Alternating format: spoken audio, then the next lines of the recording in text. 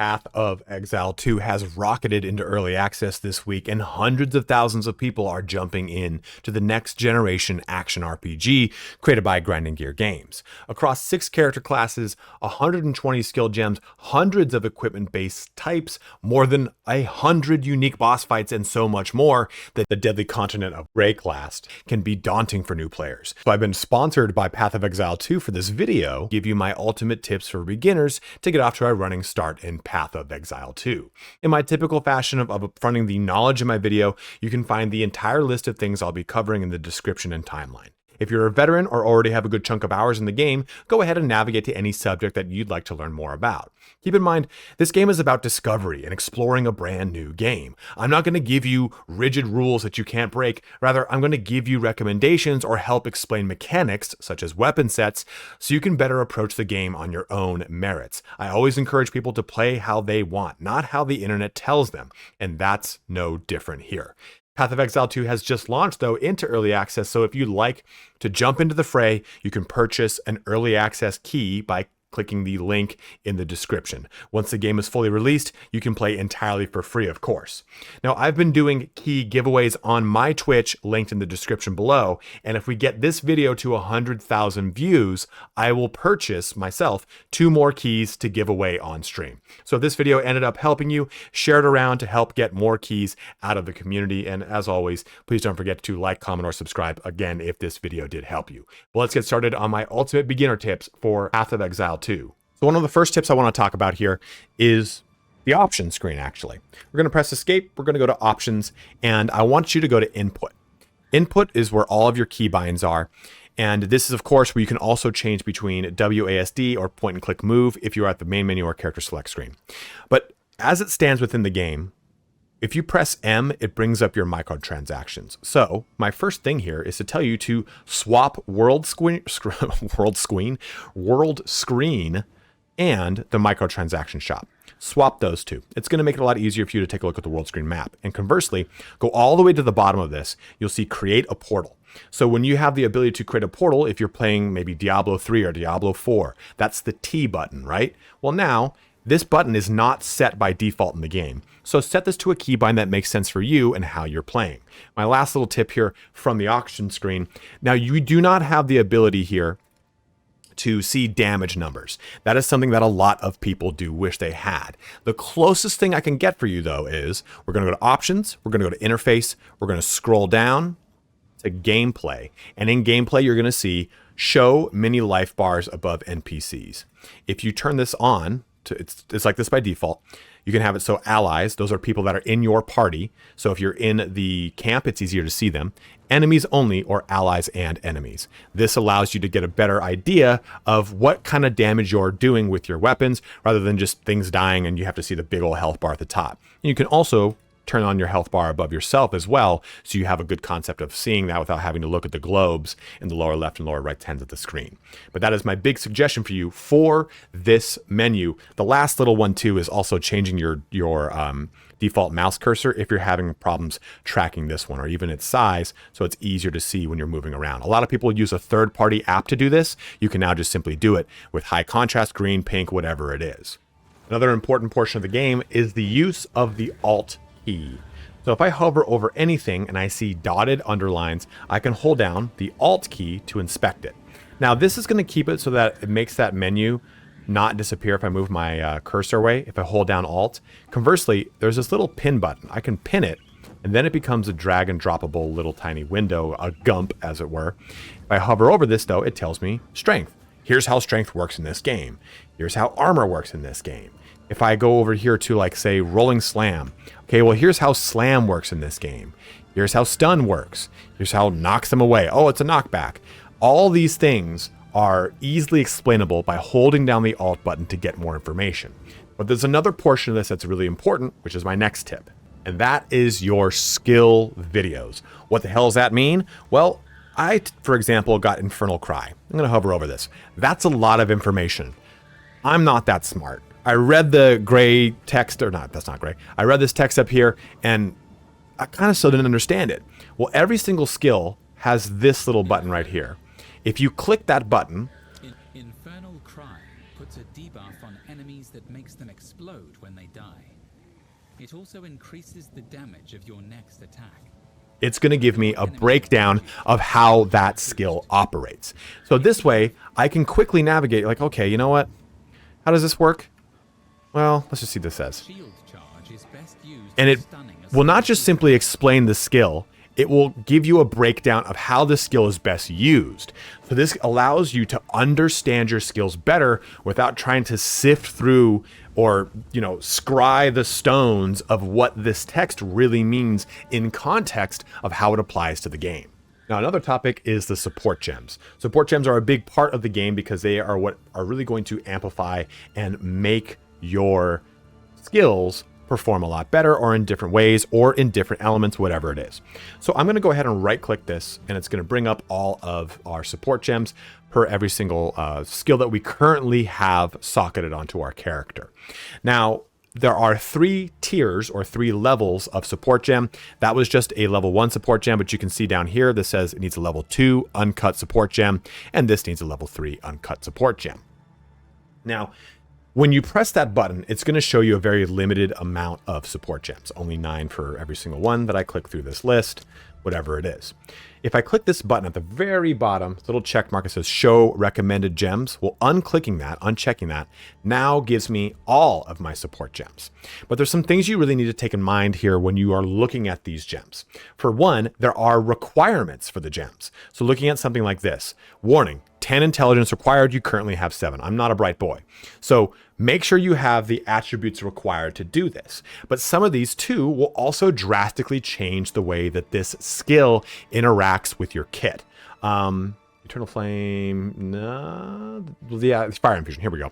There is an infusion for pretty much every single element, but this one specifically, supported attack gains 25% of damage as extra fire damage, but supported attack deals 50% less cold and lightning damage. So this is a way to add these mechanics into your build, or you can do stuff like Expanse here, which allows you to have a more area of effect, all sorts of things, but now you have to deal with a 6-second cooldown increase. There's typically trade-offs for doing some of this stuff. So make sure you read each one of these. But an important thing to see, though, is this thing that says support requirements +5 strength. You'll see this one says minion pact, support requirement +5 intelligence.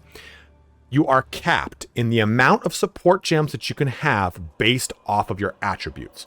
What does that mean? So before we jump into the other screen, keep in mind too, every single skill starts with 2 support gem sockets. You will add more as you unlock the gem cutter in, I believe, Act 2. So don't worry about them for now. I'm going to press G to bring up my skill list. At the very top, you see support gem capacity. My character focuses predominantly on strength. So I have 9 sockets, more or less, that I can afford to strength-focused support gems. This lists how many support gems you can have of each attribute. You can have 1 support gem per 5 points in that attribute. So I have 10 dexterity. I think actually I have like 13. So I can have 2 dexterity focused support gems. Or intelligence, I only have 7 intelligence, so I only can have 1 support, 1 intelligence based support gem. But let's say, you are using a support gem, you don't really like it, it doesn't really make sense for your build. You just simply left click it and bring it and put it out over here. And now you have it outside of the build and you can socket something else in. You just go ahead and put this in your stash. But another thing that's cool about this, if I take it out and put it in my inventory and I hover over it, it shows me on the left side of the screen which skills that this support gem can go into, with check marks for ones that it can and little red X's like this one here for Raise Shield, this one here for Raise Shield, that it will not go into. Same thing here with Shockwave Totem. So this gives me exactly an idea of which things can actually take the support gem in. Now, another important concept to understand is how Spirit works. If you're playing as a witch, then Spirit is the source that is going to be used in reserve to summon up your minions.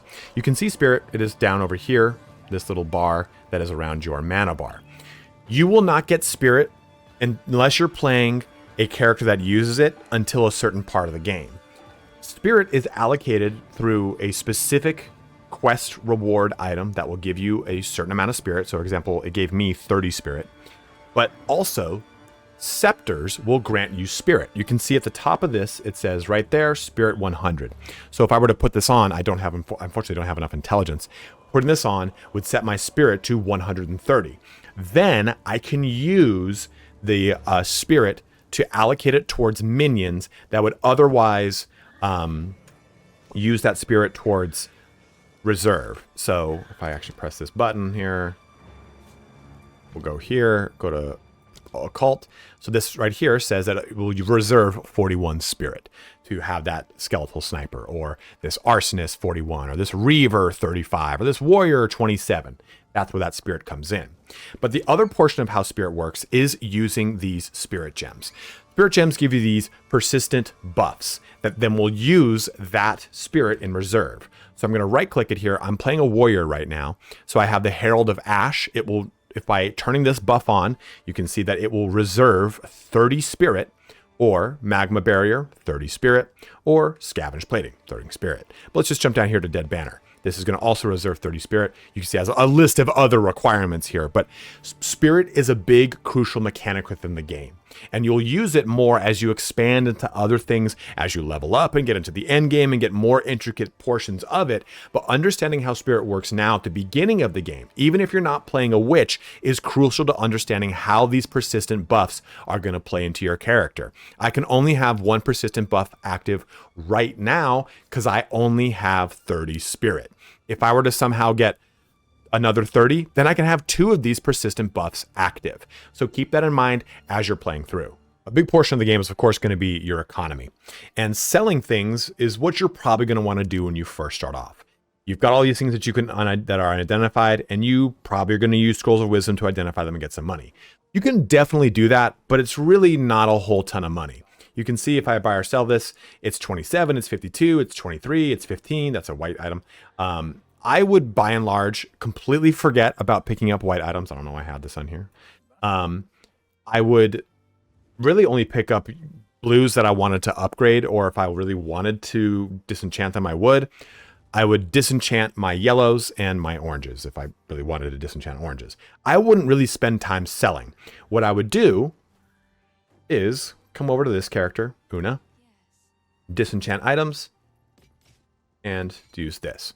Now, white items are really important for crafting. In the beginning portions of the game, you're not really going to be focusing on that as much, so you can bypass all the white items. You will eventually want to invest in them and upgrade them through the process of transmutation and what have you.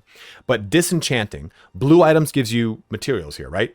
Orbs of transmutation shards, it can make a orb of transmutation after 10 shards. Just go ahead and break stuff down, especially as you get into some of the rare yellow items that'll then give you other... Okay, well, hold on. There we go. If I put this in here, you can see that this is going to give me a regal orb with a regal shard, which upgrades a magic item to a rare item. So this allows you to progress items from a white to a blue to a gold or yellow, whatever you want to call a rare item, and push things through all the way up to an exalted, which is the ultimate goal. So this gives you the materials to have in the later game. So do it now so you've got plenty to go on. And once you hit 10 shards, it automatically converts it to an orb for you. One last thing to note, if you're just getting started a little bit into the game, maybe an hour or two, you'll get the hooded one, will then allow you to identify all items and of course refund passives. So now I can go ahead and sell these for more if I really want. But the big thing here is to disenchant all of your items that you don't need. Now, I did just say you can skip any white item in the game. That's not entirely true. This brings up salvaging. Once you get to a certain part of the game, you give the tools to the blacksmith, you can now use this salvage bench. And anything that is superior, that has a quality, like that says right there, or anything that has a socket can now be broken down at the salvage bench for a currency. So you click on the salvage bench, you got this little hammer, you click this, it's going to give you artificer shards, stack of 10 to become artificer orbs. Add a rune socket to a martial weapon or armor. So this is how you're going to socket anything that you really like. And then this is going to give us armor scrap. Improves the quality of an armor. I click the item, I click to apply it. The max quality is 20%. That quality just makes it an overall better item. So I know what I said before, but this is also a very important part of this mechanic. And one last note here too is anytime you are playing the game, if you see little tiny squares on a item's name, that means it has a socket. And I'm also recording this live, so you probably heard someone being praised about the Emperor. We'll just kind of keep moving on in the video though. Depending on what class you're playing, you're going to be swapping between your weapon sets for specific abilities. And in doing so, you might have abilities that all come from the same weapon class, as it were. So for example, I'm using a one-handed and a two-handed mace on this character. So if you take a look at my skills, I can see by swapping my weapons how much DPS is coming out of my character for the specific ability that I'm using. So if I take a look at my one-handed weapon, DPS on Bone Shatter is 110. And if I go ahead and look at Rolling Slam, it's 141 on the two-handed weapon versus 121 on my one-handed. Well, the game will automatically swap to any weapon that has a specific skill. So if I was, say, using a bow and arrow, it will swap and use the bow and arrow skill before swapping back to whatever one, corresponding to my abilities at the bottom. But in this case, you have to either manually swap or choose a skill, like a mace strike, that will force a swap. But you can get around this. So let's look at Rolling Slam. Remember, it does more damage with my two-handed weapon, right? So I'm going to go ahead and press this little arrow. And at the bottom of the screen, you says use with weapon set. I'm only going to use it with two. So now the game will force use my two-handed weapon when I want to use Rolling Slam, and it will fluidly switch back to my one-handed weapon when I want to use Bone Shatter, which has a higher DPS. This is a great way to allow you to split weapons that are using the same weapon class to use different weapon sets to get the most damage, or maybe a specific element. Maybe you're using a quarterstaff and you have one quarterstaff that does a specific element versus one that does another, and you want to focus on that element for that skill. Use these check marks to allow you to navigate that. Also, another thing, if you are playing a ranger, you have this right above, always attack without moving. So maybe you want to stay in one spot. This allows you to do it, an easy way to navigate that ability. So when it comes to weapon sets and passives, it's important to understand how this works because it's a little convoluted. If you need help, you can simply hover over that little I button and it's going to give you everything broken out. But to show you how this works in the flesh, previously before launch, we thought that weapon sets gave you an additional 20 points per weapon set. It's not like that. So right now, I only have 2 skill points to use. I've got 2 passive points. And you can see that we have this notable. We have a branch that can go north and a branch that we can go like south right here. What I want you to see over here is that we've got weapon set 1 says 2 and then parenthetical notation 2, parenthetical notation 2 on weapon set 2. That parenthetical notation is telling you the max amount of points that you can put into that weapon set, because I've only unlocked 2 weapon set specialization points. The way this works is, if I were to just to click these, it would go onto my just generic main branch. Now, if I select this little button, now it says allocating points for weapon set 1. If I press this button, it says allocating points for weapon set 2. Let's go ahead and press this one. I'm going to click these 2. So it says 2 unconfirmed skill passives. So it's taking the 2 skill points that we have and it's putting them right there. Now I'm going to press this and I'm going to press them onto this branch. So now, if you see this before I press apply points, and I'll show how this actually comes to life, it's telling me weapon set 2, whenever I switch to whatever is in the weapon set 2 column, my passive tree is going to branch down here. If I have whatever is equipped in weapon set 1, my passive tree is going to branch up here. And you can see that this line that's glowing is the active weapon set right now, even though it says allocating to weapon set 2. Let's go ahead and press apply points. So now we have 2 branches. I can press in this screen X to swap my weapon set. I'm going to actually turn that off so we don't have any weapon set up in the upper right corner set or anything like that. I'm going to press X. So right now we're on weapon set 1. Now you can see weapon set 2 is active. But we only invested, for intents and purposes, just 2 points in one direction. Just depends upon which weapon set is active. So weapon set 2 is active right now. I come back out. Weapon set 1 is active right now. And just again, to press that, you can see we swap back and forth. So if you want to respec those points, it does cost a little bit. You have to go do it at the Hooded Man or Hooded One or whatever the hell his name is. He sounds like Zeratul. But That's how you deal with your weapon set passive points. We're all busy people. Sometimes you have to stop playing the game in the middle of playing, and you maybe didn't get to a location where you have a waypoint. Well, if you open up your portal here, this portal will remain in the location that you put it. Now, what I mean by that is, I mean the point on the map, not specifically in this location where it is. So if I were to take this portal, come back to the encampment, press escape, go to the login screen, and then log back in, play the game, you'll notice that that portal will remain there. But it's important to note that while the portal will remain there, if I go in here, wait for it to load, it's going to load. I promise it's going to load. There we go. When I come into here, this portal will only be at the beginning of the instance if I say go to bed or I'm gone for several hours. The instance will reset after I think it's like 20 some odd minutes. But this is a great way, like I said, if you're at a point on the map that maybe you went too far, you haven't gotten the waypoint, but you got to go, you're in a hurry, drop a portal and just leave the game. You're good to go. You can use that portal to come right back to the beginning of the instance at the very least, so you at least don't need to retrace your steps finding where that location was. Before we talk about stash tabs, there's one important thing to know about this game. It's microtransactions. Microtransactions are a huge driving force of Path of Exile 1, and the same thing with Path of Exile 2. They are not contributing to player power, they are contributing to cool cosmetics like those wings back there, or stash tabs. That's the biggest thing you're going to use with the microtransaction store. So if you're in the early access beta, you probably purchased at least the $30 key unless someone gave it to you for free. In the microtransaction store, you have the shop tab followed by stash tabs. If you've got that $30 investment, spend it on an extra tab or spend it on upgrading your premium stash tab. You can buy specific special tabs that are catered to specific item types, like skill gems or any gem for that example in your gem stash tab, or the flask in your flask stash tab. You can have the currency one, the essence one, unique collection. Keep in mind with the unique collection, it will only hold one of every unique. So if you want to kind of catch them all and frame it, you can have it here in the unique collection tab.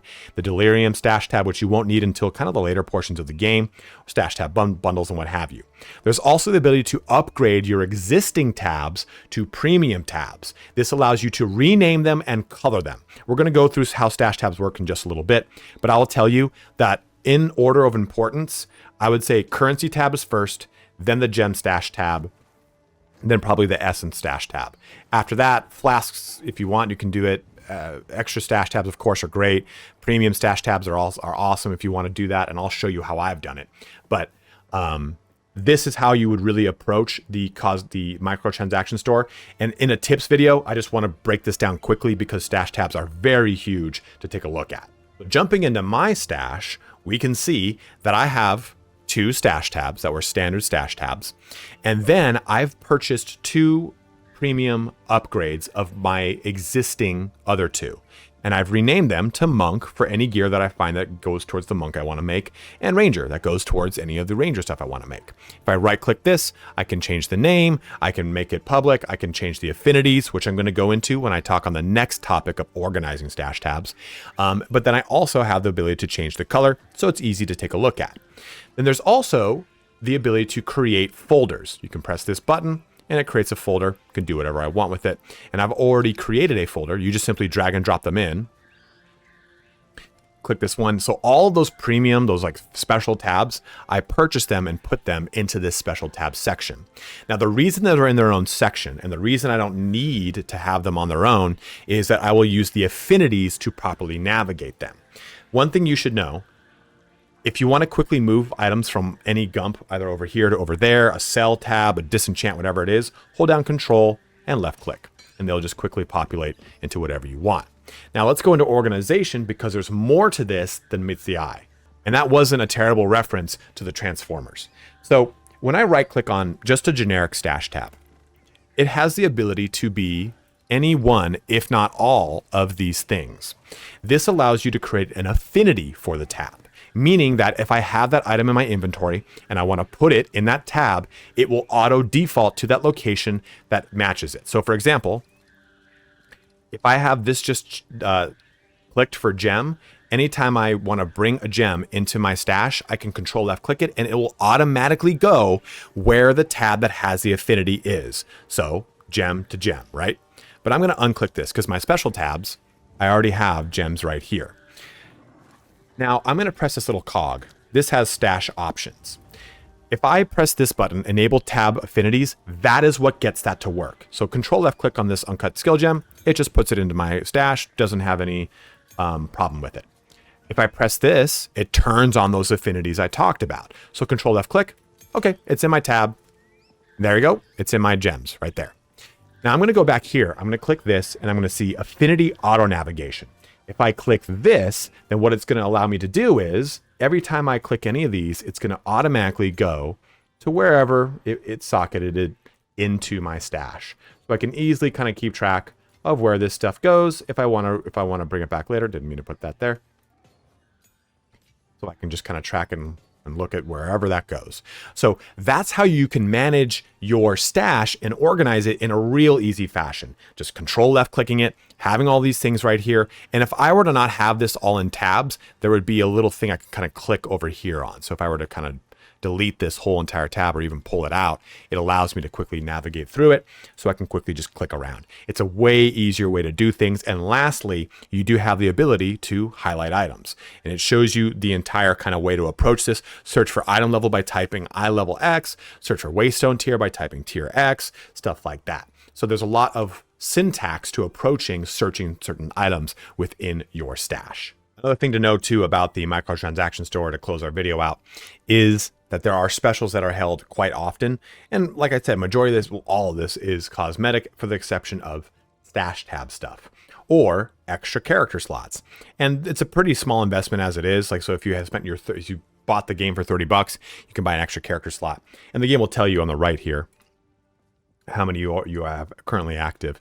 Well, not on that screen, I guess, but this is a great way to get access to stash tabs, anything that you wanted to, and that you just wait for it to go on sale. Like for example, shop specials end in 2 days down here. In 2 days, these will cycle. Stash tabs will probably be on here, whatever it is. So take advantage of anything cool that comes onto this list that you want cosmetically. But really the big thing here is to see any of the stash tabs being on here at a discount. Tapping into those is, of course, the big thing to do. And one thing that's very important about this is you have add to cart, but also you have add to wish list. So adding it to your wish list here puts it in this location. So, hey, you know what? I need some stash tabs.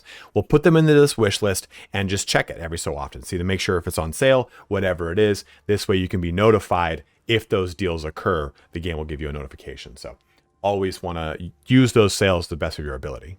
And at that, it brings our video here to a close. Now, remember, right now what we've got are 6 character classes. That's going to double by the time that the game comes out. We're going to have a total of 12 character classes. Right now we have 2 ascendancies for each of the 6 character classes we can currently play. That will eventually become 3 ascendancies. So this game is very much about experimenting, trying new things, playing new character classes, trying different ascendancies within those character classes. And remember too that those character classes, it's just simply a starting point on your passive tree, and it's a choice of your ascendancy. So don't be afraid to respec, try new things, make a new character. There is no one class that is the best right now. You're coming in at the ground level.